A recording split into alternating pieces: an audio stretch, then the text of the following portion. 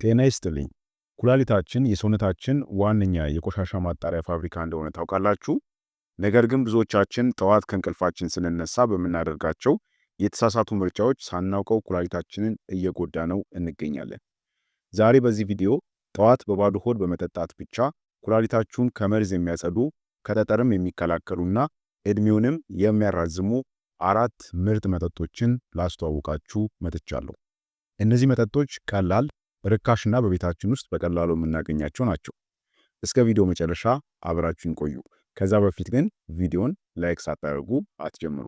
መልካም ቆይታ። የኩላሊት ጤና መጠበቅ የሚጀምረው ውድ በሆኑ ሕክምናዎች ሳይሆን ጠዋት ከእንቅልፋችን ስንነሳ በምንመርጣቸው መጠጦች ነው። አብዛኛው ሰው ሳያውቅ ቁርስ ከመብላቱ በፊት በሚወስዳቸው የተሳሳቱ መጠጦች ኩላሊቱን ለከፍተኛ ጫና ይዳርገዋል። ኩላሊታችን ሌሊቱን ሙሉ ያለ ተጨማሪ ፈሳሽ መርዛማ ነገሮችን ሲያጣራ ስለሚያደር ጠዋት ስንነሳ ሰውነታችን ከፍተኛ የሆነ የፈሳሽ እጥረት ይኖርበታል። በዚህ ወሳኝ ሰዓት ታዲያ የምንመርጣቸው መጠጦች ኩላሊታችንን ሊጠግኑ ወይም ደግሞ ሊጎዱት ይችላሉ።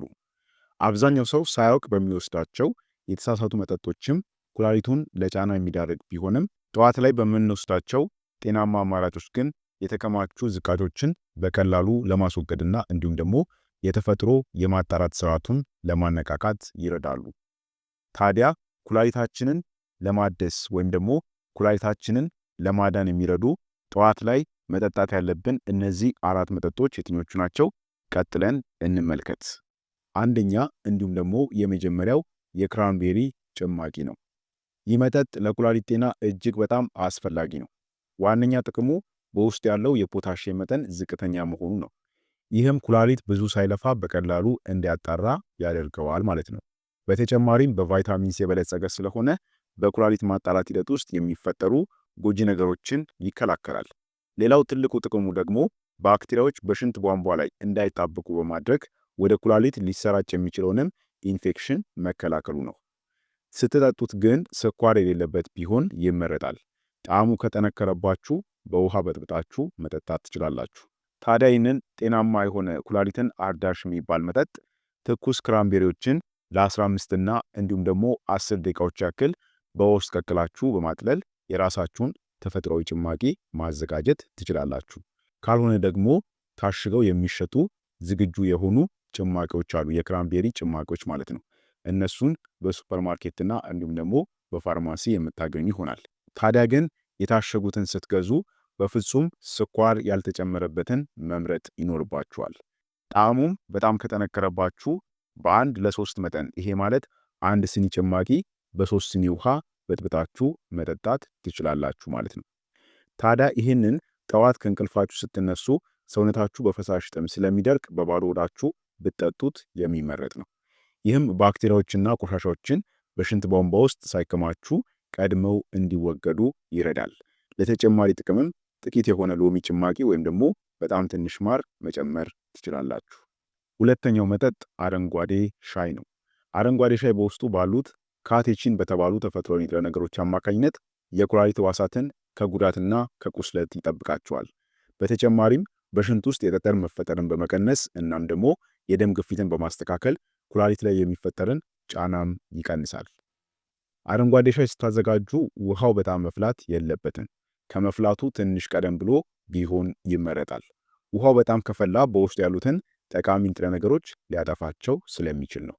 የሻይ ቅጠሉን ታዲያ ወይም ደግሞ ከረጢቱን በውሃ ውስጥ ለ3 እና እንዲሁም ደግሞ ለ2 ደቂቃ ያክል ብቻ ዘፍዝፋችሁ ታቆዩታላችሁ። ታዲያ ይህንን አረንጓዴ ሻይ በቀን ከ1 እስከ 3 ሲኒ መጠጣት ትችላላችሁ። ስኳር ከመጨመር ደግሞ መቆጠብ አለባችሁ። ይልቁንም ጣዕሙን ለማስተካከል ሎሚ መጨመር ትችላላችሁ። በፍጹም ግን ስኳር እንዳትጨምሩበት። ሶስተኛ ጤናማ ስሙዚዎች ናቸው። ስሙዚዎች ኩላሊት ብዙ ሳይለፋ በቀላሉ ንጥረ ነገሮችን እንዲያገኙ ይረዳሉ። በተለይ ደግሞ ጠዋት ላይ እንደ ምግብም እንደ መጠጥም ስለሚያገለግሉ ለሰውነታችሁ ኃይል ይሰጣሉ። ታዲያ ስሙዚን በተለይ ለኩላሊታችን ጤናማ የሆነን ስሙዚ እንዴትና ከምን ማዘጋጀት አለብን ለሚለው አዘገጃጀቱ ግማሽ ሲኒ የሚሆኑ ቤሪዎችን ይሄ ማለት ብሉቤሪ ወይም ደግሞ ኢንጆሪ ያሉ ፍራፍሮችን ማለት ነው ስኳር ከሌለው እርጎ ጋር በመቀላቀል ፈጭታችሁ ታዘጋጃላችሁ ማለት ነው። ቤሪዎቹ የኩላሊት ሕዋሳትን የሚጠብቁ ንጥረ ነገሮችን ሲይዙ እርጎ ደግሞ ለሆድ ጤና የሚረዱ ባክቴሪያዎችን ይጨምራል ማለት ነው። ፕሮባዮቲክ የሚባል ምግብ ስለሆነ ከፈለጋችሁ ትንሽ ተልባ መጨመር ትችላላችሁ። ስሙዚው በጣም ወፍራም እንዳይሆን በውሃ ማቅጠን ትችላላችሁ። በፍጹም ግን ስኳር ወይም ደግሞ ሌሎች ጣፋጭ ነገሮችን መጨመር የለባችሁም። ይህም መጠጥ ጠዋት ቁርስ ላይ መውሰድ ቀኑን በጤናማ ሁኔታ ለመጀመር ይረዳችኋል። ስፒናች የምትጨምሩ ከሆነ ግን መጠኑ በጣም ትንሽ መሆን አለበት። ስፒናች ጨምራችሁ ማዘጋጀት ትችላላችሁ፣ ነገር ግን መጠኑ ማነስ አለበት። ለምን ቢባል ስፒናች ፖታሺየም ስለሚበዛው ነው። ፖታሺየም ደግሞ ለታመመ ኩላሊት የሚመከር አይደለም። ስለዚህ ስፒናች የምትጨምሩበት ከሆነ ቀንሳችሁ መጠኑን በትንሽ መጠን መሆን አለበት ማለት ነው። ካልሆነ ግን አሁን ባልኳችሁ ይሄ ማለት በብሉቤሪ ወይም ደግሞ እንደነ ኢንጆሪ ባሉ የቤሪ ፍሬዎችና እንዲሁም ደግሞ እርጎን አንድ ላይ በመፍጨት ለኩላሊታችሁ ጤናማ የሆነን ስሙዚ አዘጋጅታችሁ ጠዋት በባዶ ሆዳችሁ መጠጣት ትችላላችሁ ማለት ነው። አራተኛና የመጨረሻው ለኩላሊታችን ጤና አስፈላጊ የሚባለው መጠጥ ንጹህ ውሃ ነው። ውሃ ለኩላሊት ጤና ቁጥር አንድና እንዲሁም ደግሞ ከምንም በላይ አስፈላጊ የሚባል መጠጥ ነው። ኩላሊት በደም ውስጥ ያሉ ቆሻሻዎችንና መርዛማ ነገሮችን ያለምንም ጭንቀት አጣርቶ እንዲያስወግድ የሚረዳው በቂ ውሃ ሲኖር ብቻ ነው። ጠዋት ላይ ውሃ መጠጣት ኩላሊት ሌሊቱን ሙሉ ያጠራቀመውን ዝቃጭ ጠርጎ ለማውጣትና እንዲሁም ደግሞ የተፈጥሮ የቆሻሻ ማስወገጃ ስርዓቱን ለመቀስቀስ ወሳኝ ነው ማለት ነው። ታዲያ ውሃው ቀዝቃዛ ከመሆን ይልቅ ለብ ያለ ቢሆን ለሰውነታችሁ የተሻለ ነው። ለተጨማሪ ጥቅም ደግሞ እንዲሁም ደግሞ ጣዕም እንዲኖረው ውሃ ማይጠጣላችሁም ሰዎች ማለት ነው ግማሽ ሎሚ ጨምቃችሁ መጠጣት ትችላላችሁ ማለት ነው። ሎሚው የኩላሊት ጠጠርን ለመከላከል የሚረዱ ንጥረ ነገሮችን በውስጡ የያዘ ነው። እንዲሁም ደግሞ ለኩላሊት ጠጠር እጅግ አስፈላጊ ነው። ጠዋት እንደተነሳችሁ በአንዴ ብዙ ውሃ ከመጠጣት ይልቅ ቀስ በቀስ መጀመር ይኖርባችኋል። በሰውነታችሁ ውስጥ ያለው የውሃ መጠን የተመጣጠነ እንዲሆን ቀኑ ሙሉ በተወሰነ የሰዓት ልዩነት መጠጣታችሁን መዘንጋት የለባችሁም። በአንዴ ብዙ ውሃ እንዳትጠጡ፣ እሱም የሚመከር አይደለም። ቀስ በቀስ በሰዓት ልዩነት ነው መጠጣት የሚኖርባችሁ ማለት ነው። ውሃ መጠጣት በጣም ጥሩ ቢሆንም ከፍተኛ የሆነ የኩላሊት ጉዳት ያለባቸው ሰዎች ግን የሚጠጡትን የውሃ መጠን መጠንቀቅ ይኖርባቸዋል። ስለዚህ እነዚህ ያየናቸው አራት ፈዋሽና እንዲሁም ደግሞ ኩላሊታችሁን አዳሽ የሚባሉ ለኩላሊታችሁ ደህንነት በጣም አስፈላጊ የሚባሉ ወሳኝ መጠጦች ናቸው ማለት ነው።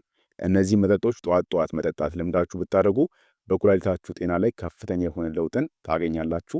የኩላሊታችሁም እድሜ የሚረዝም ይሆናል ማለት ነው። ታዲያ እነዚህ መጠጦች ስናዘጋጅ ሁልጊዜም ቢሆን ከተጨማሪ ስኳር ወይም ደግሞ ሰው ሰራሽ ማጣፈጫዎች ነፃ መሆናቸውን ማረጋገጥ ይኖርብናል። ለምሳሌ የክራምቤሪውን ጭማቂ በውሃ በጥብጦ መጠጣት ወይም ደግሞ በአረንጓዴ ሻይ ላይ ስኳር ከመጨመር ይልቅ ሎሚን መጠቀሙ የሚመከር ነው። ዋናው ቁም ነገር በአንዴ ሁሉንም ለውጦች ለማድረግ ከመሞከር ይልቅ በአንዱ መጠጥ ጀምሮ በየቀኑ መጠጣት ልምድ ማድረግ ያስፈልጋል። የኩላሊት ጥበቃ በየቀኑ በምናደርጋቸው ጥቃቅን ምርጫዎች የሚገነባ ውጤት መሆኑን መዘንጋት የለባችሁም። ስለዚህ ከአራቱ መጠጦች አንዱን በመምረጥና የጠዋት ልምድ በማድረግ ኩላሊታችንን ካልተፈለገ መርዛማ ንጥረ ነገር መከላከልና እድሜውንም ማራዘም እንችላለን። ይህ ቪዲዮ ጠቃሚ ሆኖ ካገኛችሁት ሼር እንዲሁም ደግሞ ላይክ ማድረጋችሁን አትርሱ። በቀጣይ አስተማሪ የጤና ትምህርት እስከምንገናኝ ጤና ቆዩልኝ። ቻው።